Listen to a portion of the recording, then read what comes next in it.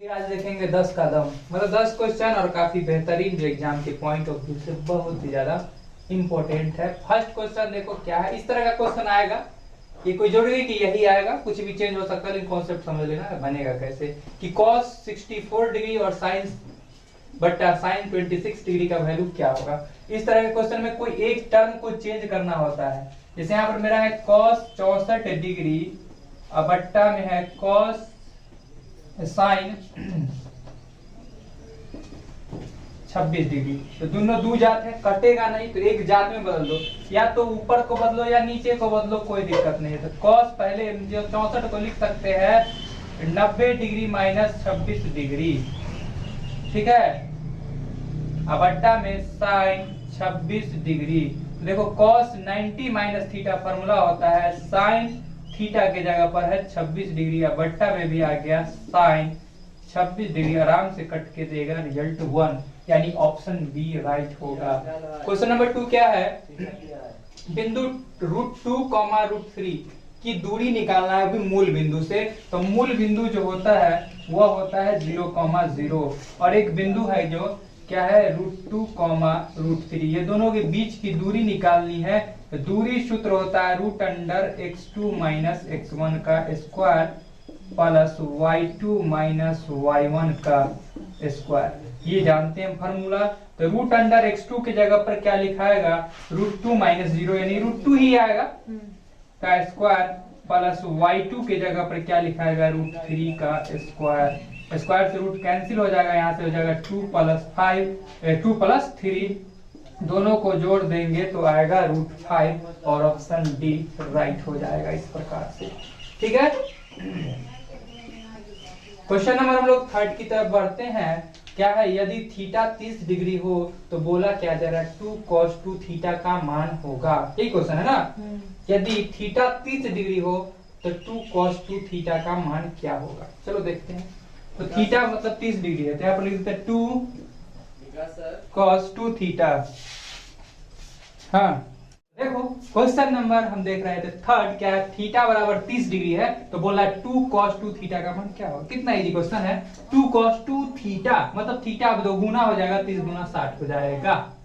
तो 2 into cos 60 का value क्या होता है।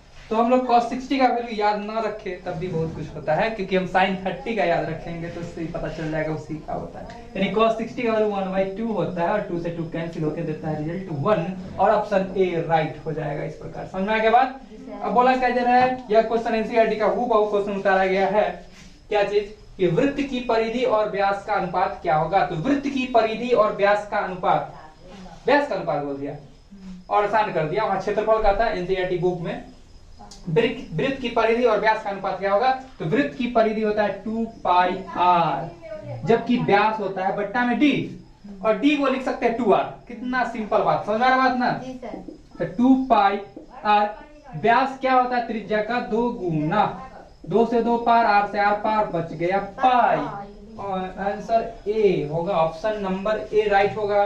नेक्स्ट क्वेश्चन 5 नंबर क्या है, x, 3, 4, 5 का माध्य मतलब प्रेक्षणों का योग बट्टा प्रेक्षणों की संख्या, जैसे यथा माध्य प्रेक्षणों का योग बट्टा प्रेक्षणों की संख्या बोल रहा है। माध्य 3 है तो x का मान क्या होगा, तो हम जोड़ेंगे x प्लस 3 प्लस 4 प्लस 5 बट्टा में 1 2 3 4, तो बट्टा में डालेंगे 4 और यह कितना है तो है 3, डाल दिया आगे 3 और x, तो x 4 3 7 5 12 5 चौका 20, x बराबर 20 प्लस 12 गया तो माइनस 12 और x बराबर आ जाता है 8।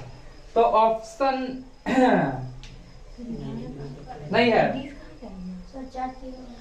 1 मिनट 4 3 12 होता है, 4 3 12 होता है, 12 में से 12 जाता है तो 0 होता है, क्या होता है 0, ऑप्शन डी राइट होगा, ठीक है। नेक्स्ट क्वेश्चन, किसी गोले का पृष्ठीय क्षेत्रफल और आयतन बराबर है। गोले का पृष्ठीय क्षेत्रफल, तो गोला का पृष्ठीय क्षेत्रफल होता है 4πr² बराबर है उसके आयतन के ना, आयतन के बराबर, तो आयतन होता है 4/3πr³, आयतन के बराबर है तो गोले की त्रिज्या होगी, गोले की त्रिज्या होगी किसी गोले का, सब चीज ये सब बराबर है। तो चलो देख लेते हैं त्रिज्या क्या होगा। पाई से पाई कट जाएगा, समझते रहना बात को। आर स्क्वायर एगो पार हो गया 2 माइनस 4 तिया 4 काट दो ना, यहाँ से 3 है बराबर, यहाँ से क्या हो गया आर बराबर 3 होगा। बहुत इजी क्वेश्चन था। 6 का था ना, 6 का बी होगा। नेक्स्ट क्वेश्चन है, देखो जब भी माध्यिका का बात करो क्वेश्चन में तो एक चीज करो, क्या हम सबसे पहले इसको गिनेंगे, उससे पहले क्या करेंगे, इसको आरोही अवरोही क्रम में सजा लेंगे। फ्रैक्शनों को आरोही अवरोही क्रम में सबसे पहले सजा लेंगे। सबसे छोटा 2, उसके बाद 3, उसके बाद 4, उसके बाद 5, उसके बाद 6, उसके बाद 7। 1 2 3 4 5 6 मतलब सम, ये दोनों को जोड़ के दूसरे भाग 5 4 9 9 का आधा 4.5। बहुत आसान। क्या प्रथम 5 सम प्राकृतिक संख्या का माध्य ज्ञात करना है। अभी तुरंत देखे थे, माध्य बराबर होता है फ्रैक्शनों का योग बट्टा फ्रैक्शनों की संख्या। सम प्राकृतिक संख्या बात कर रहा है। सम मतलब 2 + 4 + 6 + 8 + 5 बोला था, बट्टा में डाल देंगे 5, जोड़ देंगे सबको। देखो 18 18 6 24 24 4 28 आ 2 30 30 का में 5 भरेंगे 6, ऑप्शन बी। समझ आ रहा बात। किसी प्रयोग में सभी प्रारंभिक घटनाओं की प्रायिकता, प्रारंभिक घटना की प्रायिकता का योग बोल रहा है। कुछ घटना हो सब जोड़ जाके बोलता है 1, ठीक है, निश्चित घटना है तो 1 ही होगा। अर्धवृत्त का कोण समकोण होता है। यह क्वेश्चन एग्जाम के पॉइंट ऑफ व्यू से बहुत ज्यादा इंपॉर्टेंट है, ठीक है। अर्धवृत्त के बने कोण समकोण होते हैं। अगर कोई अर्धवृत्त है या पूरे वृत्त, देखो यहाँ पर आधा ए कर दिए, अब इस पे कैसे कहीं भी बनाएंगे, कैसे भी बनाएंगे, कहीं भी बनाएंगे, ये 90 ही होगा, क्योंकि हम लोग यह भी बात जानते हैं केंद्र पर के कोण परिधि पर के कोण के 2 गुना होता है। केंद्र पर 180 डिग्री तो परिधि पर 90 डिग्री। पता है केंद्र का कोण क्या होता है, परिधि पर के कोण के 2 गुना होता है। सरल सीधा लाइन 180 तो 90। कॉन्सेप्ट ये याद रखना है। चलो तो नोट कर लो।